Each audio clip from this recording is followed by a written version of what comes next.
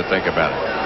And I can add one more thing because I know who he is, but he also played college football in the state of Georgia. At the University of Georgia. I know that guy. That's a good clue. Here comes Dolman, and there goes Cunningham down again. Flag on the play.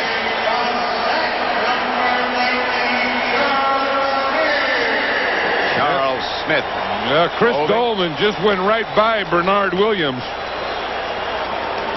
And Chris Dolman, when he wants to rush the passer from that outside, can still do it. He hasn't been doing it consistently here in Atlanta, but over the years, remember at Minnesota, been one of the top pass rushers.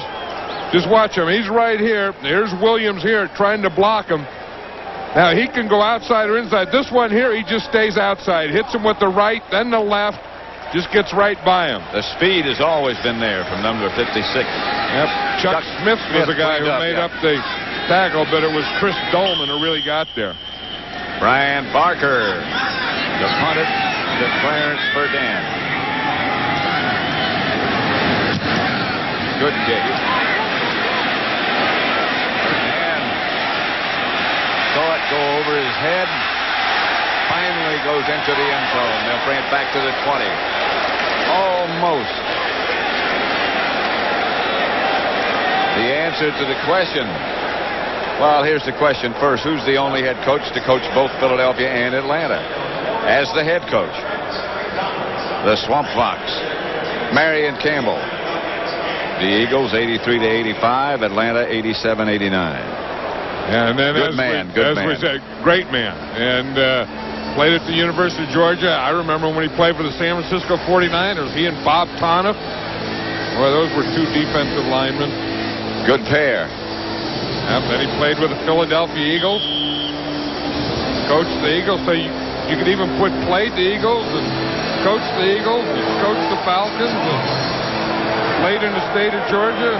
Those Swamp Fox did a lot, didn't they? Yes, he did. And he's still doing it.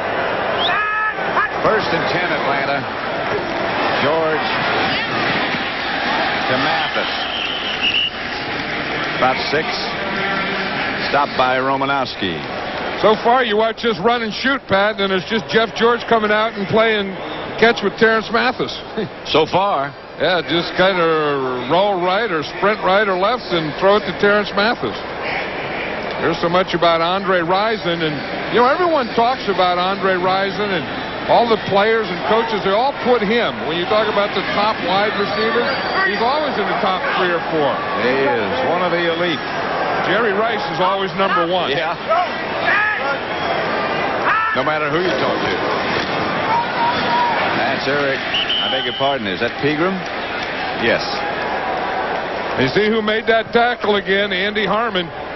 You know, and he's one of those guys, Andy Harmon, who plays well against the run and also in the pass rush. You watch him in here, boom, he gets penetration, takes on his guy, plays the blocker with the right arm and makes a tackle with the left arm. Andy Harmon's having a heck of a first half here. He's had a heck of a year. Been a real bright spot as far as the Eagles are concerned. 3rd and 5. They're 0 for 5 in the conversion area in this situation. Incomplete. Bert Emanuel, the intended receiver, and another punt coming up. They didn't beat Mark McMillan.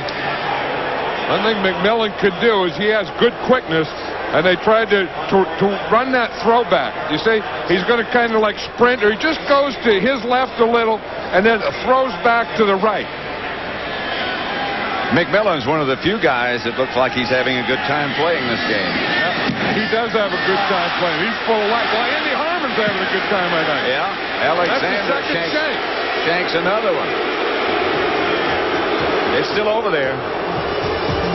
Right where it went out of bounds. I think it's a good load of food. I think it's just a load of food waiting for someone to belly up to it, isn't it? Well, we have some of those people. Oh, yeah, you belly up to the... Is that a buffet? Oh. It's like a gourmet market. I always think it's food. I always guess food. I mean, it could have just been some lighted area where people read books while the game's going on or something. Food's a good guess. A hopeful guess. But there was no one there eating it. That's where some of the turkey went. You know, you wonder where all the turkeys went Thursday. Some of it went in there. 1st and 10, Philadelphia at their own 45. The handoff is to Joseph. Looked like he might have something. He's cut down by Jesse Tuggle. The thing about Jesse Tuggle is he has good quickness, and he's also a good tackler. And you know, if you can keep the blockers off him, which the Atlanta front four is doing here, and then Tuggle can make those tackles up and down the line of scrimmage, which he does. For the last half dozen years, he's led this team in tackles, and he's doing it again. Another Georgian from Valdosta State. 2nd and 10. Cunningham will throw. Drops the fade, pattern out. Brett Barnett can't catch up. You see what they're doing now? They're putting Clay Matthews, a linebacker, down as a defensive lineman. Then he gets down over the guard, and he's running stunts. You see, here's Clay Matthews here. Now he's running stunts with Dolman. You see, so you have 5 guys on the line of scrimmage. You see 57 in there? He takes 2 guys and goes to the outside, and Dolman is supposed to come underneath to go to the inside. Chris Dolman wasn't working very hard on that stunt. 3rd and long. Cunningham is down again. Kevin Ross, the safety man. That was the old blitz was on here. You see Kevin Ross here. He starts from the outside, then he goes to the inside, and he hit that one perfectly. See, he was trying to hide outside, and just before the ball was snapped, he moved inside, and boom, hit that B-hole. A good punt by Barker for Dan to return. Good coverage. The special teams have done their job. 7-0. This is the parking lot today, Pat. You know, the turkey's done. Oh, yeah. I mean, you have to have a hot fire. Whoa, is that some good-looking barbecue? Yeah. And look what it's near. That's nice. Right next to the gas tank. Now, there's a big old thing there. That's a good hock. Huh? Ham What is hock. that? Look at that. Ham Is hock. that a ham hock? Yeah. Now, that's a big ham hock. That clouds the screen. That's so good. I'd like to see the ham that hock came off of. I'd like to have a slice of that old hock, too, wouldn't you? Yeah. You always have to have beans, though, go with ham hock. Yes. Ham hocks and beans. You can't beat that in Rutabaga. Little rice wouldn't hurt either. Pass is incomplete. Intended for Bert Emanuel. George was hit just as he let go. Are you sure that was a ham hock? No. That was one of the biggest ham hocks I've ever seen.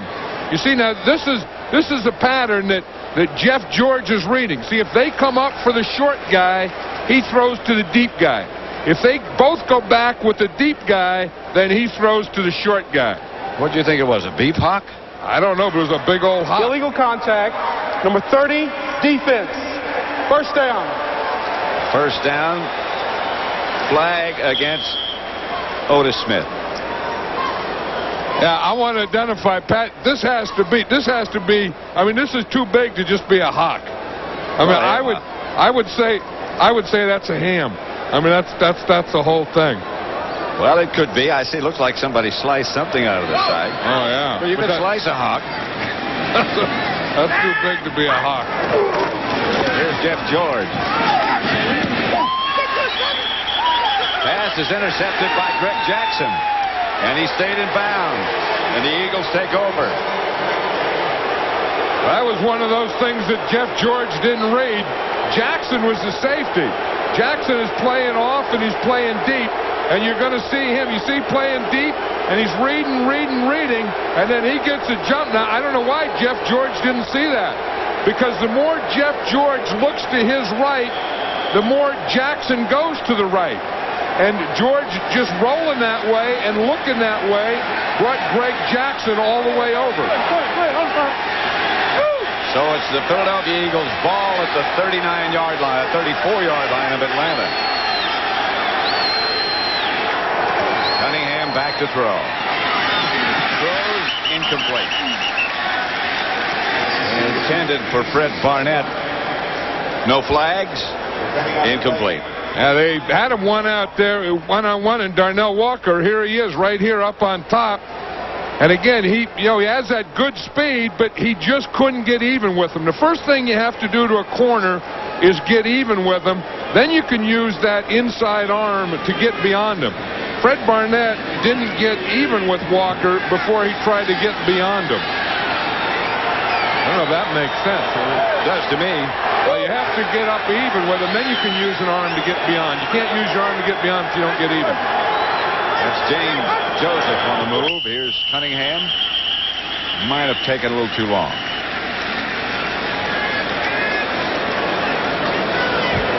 Delay. Offense. Yeah, and you would think that that would be eliminated with that new receiver and microphone and coach to quarterback. Look at this. Drives of 4 plays or less. 6 of 7 for the Eagles. 6 of 7 for the Falcons. Yeah, that's we're either watching great defense here, a boring game, or bad offense. One of the three. 2nd and 15. We could go back and watch that hawk again. Here's Cunningham. Flag on the play. Fred Barnett made the reception, but there's a penalty marker down.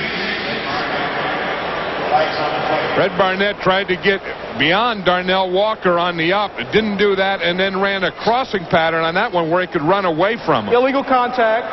44. Defense is declined. First down.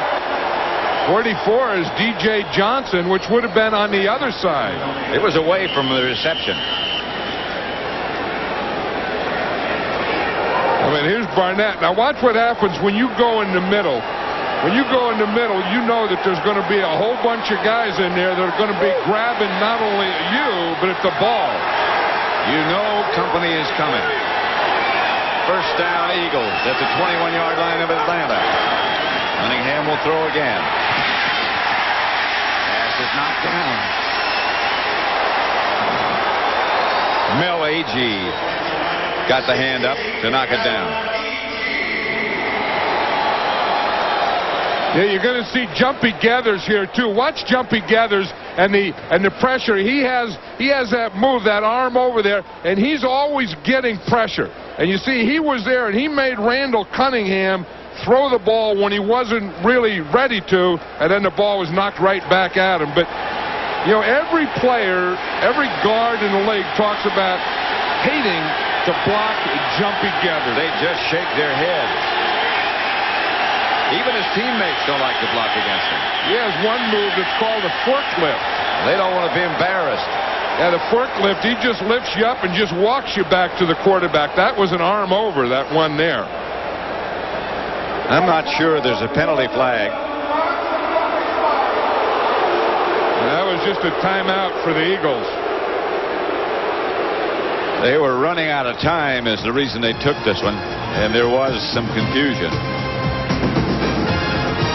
Dome in Atlanta. The Falcons lead the Eagles 7-0. Randall Cunningham has been under pressure from a fierce rush by the Falcons. Yeah, he's already been sacked 4 times, hurried twice, knocked down once, and just had a batted pass here. And again, that's going to happen when you have so many 2nd and long like we have here and 3rd and long. It seems like there's been more 3rd and 15 or 20s in this first half than I can remember any 2 teams having in a long time. That, of course, is that situation when the defensive linemen don't worry about the run. They just take off. Here's Cunningham. Flag on the play. Cunningham leaps over the tackler, leaps for a first down, and also gets out of bounds. But there's a penalty flag down. And that's going to be another 2nd and real long. Richie Kotite is looking to that every series play sheet. I don't know. You don't have plays for 2nd and that long or 3rd and that long. In some cases, it's been 1st and that long. You know what they did? They cut Jumpy Gathers at. Illegal motion. 89. And he's got bad ankles and bad